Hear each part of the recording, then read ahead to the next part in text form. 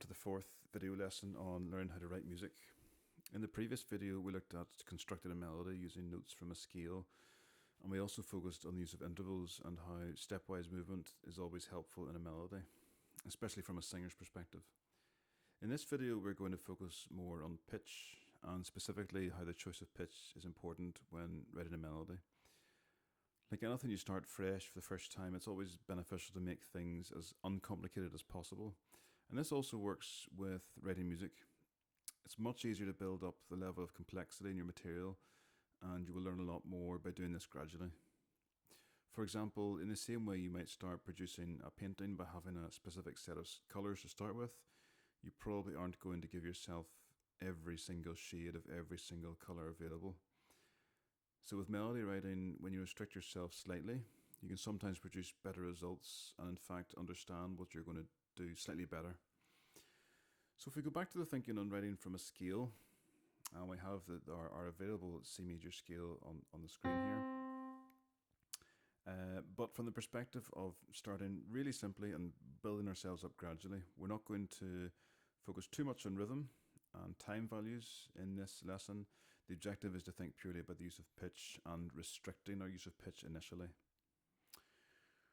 We're going to look at writing a 2-bar melody, something really short and manageable, 4 beats per bar, and at a tempo of, I've got 82 beats per minute here.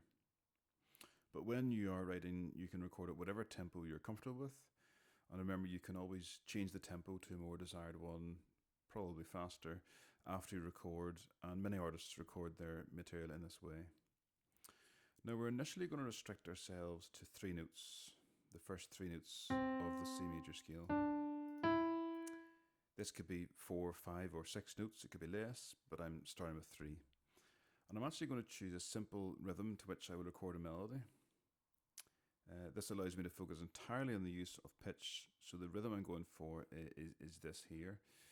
It's just 2 bars, combination of crotchets and a minute at the end to create some variety. But remember, we're not focusing on rhythmic complexity or variety here. It's just something simple that we don't have to think of rhythm and pitch at the same time. And I'm going to take something that we've learned from the previous lesson and think about stepwise movement, because we know this works well. A melody which is angular and contains lots of large intervals is going to be potentially difficult to play and not sound particularly pleasant. For example, if I moved some of these notes so that the interval was quite significant, it not only looks horrifying, but it will also not sound great if we actually have a listen to this.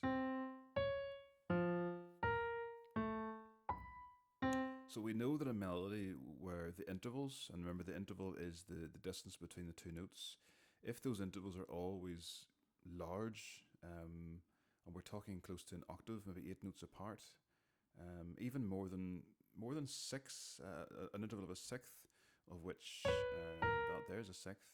If I can just about get the sixth here. That's a minor sixth. You know, that's a reasonably large interval. And anything over above that is a large interval. And if you had a piece of music which was containing all of the intervals were of that size or greater, that would be very difficult to sing or play and quite awkward to listen to. So we know that moving in step is normally successful. Okay. So we're going to take the first 3 notes. We could take different 3 notes, but again, we're restricting ourselves and we're thinking of something very, very simple. We're also going to start and end on the same note. Now, I don't have to start and end the same note, but we know that this should work well because you will normally start your melody with the first chord from the key you're in, and this will be in C major in this case. So if we were starting with the chord accompanying the melody would be in C major, well, our first note would probably be C. And when you end a phrase, and certainly when you end a melody, the ending is like a full stop, and you normally use that full stop or as the key chord to end your melody also. Hence ending the melody with the same key note, in this case C. So when looking at the rhythm, this already makes it slightly easier because we know that what the first and last notes are. They're going to be C. Now I'm going to hit the space bar and maybe practice from bar 7 here. Practice playing in time with the beats. If I think it's too fast or too slow, I can adjust that. And this is important to practice before you actually record anything. You should never just start recording. You should definitely spend some time practicing. So I've got the first 3 notes of the C major scale. I'll just show the keyboard so you can see what these notes are that I'm using. Okay, we'll just reduce that slightly. Okay, so there's the first 3 notes I'm going to use. I'm just going to follow the rhythm and see what I come up with, starting and ending on the C note.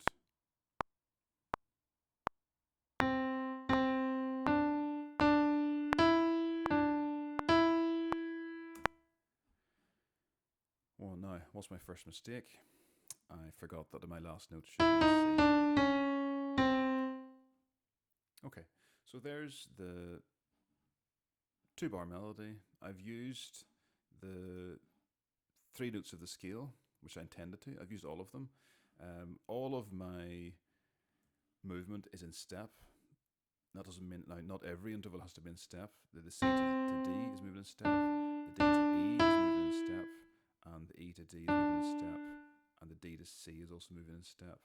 So all of my movement is stepwise. Does that mean it's going to sound amazing? Not necessarily. Does it mean it's going to work? Technically speaking, it should.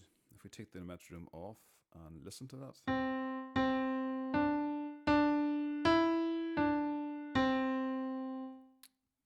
It sounds pleasant, it works. Now, I could sit here and play around with the notes and move them on the GarageBand. I personally don't like that.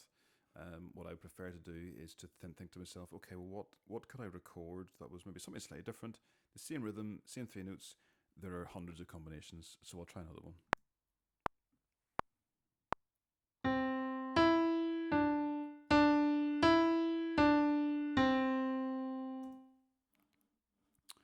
Okay, I'm just going to quantize that very quickly. Okay, so what we've got here, if we have a listen to it and look at the notes.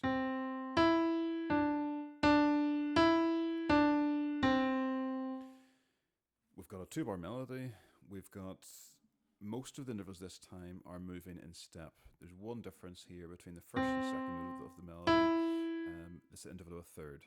Okay? And to count the intervals, you count the first note, the note in between, and then the note you finish on, and we're 1, 2, 3, so that's an interval of a third. All the other notes are moving in step. We've used the 3 notes of the scale. Again, it will sound pleasant, okay, because it's mostly moving in step.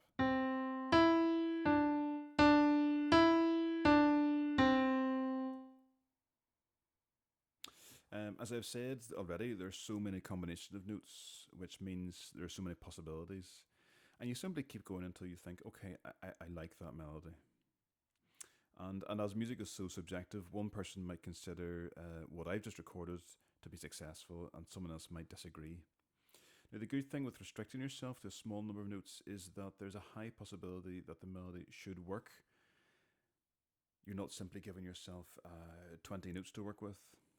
And again, if you follow that simple rule of using stepwise movement for the majority and starting and ending the tonic note, you should come up with something that works. So give that a go. Before I finish this video, if I tried the same thing with the first 4 notes of the scale, again, just building myself up gradually, I would be taking C, D, E, and F. And if I said to myself, okay, I have to use all 4 notes, I could record something with a slightly wider range of pitch.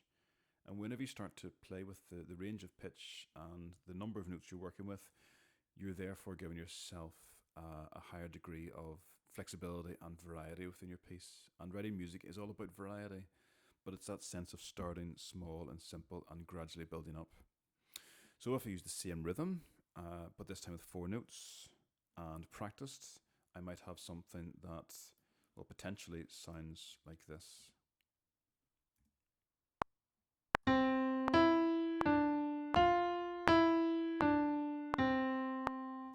I could try that again and try something different. Instead of recording, I'll just play this time.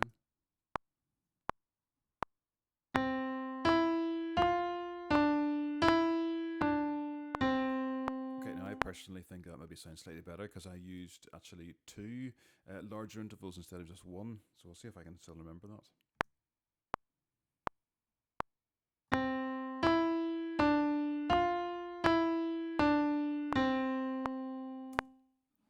Alright, so if we have a look at this, I've used all four notes, so slightly more variety.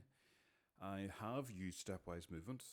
This here works quite well in a melody, especially towards the end. Those last four notes are moving in step and covering all four notes that I've chosen to use from the scale.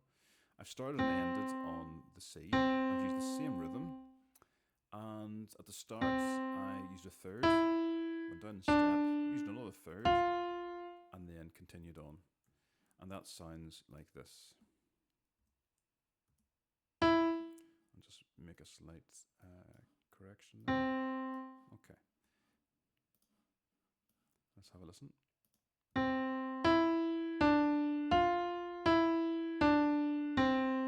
Now that's only 2 bars.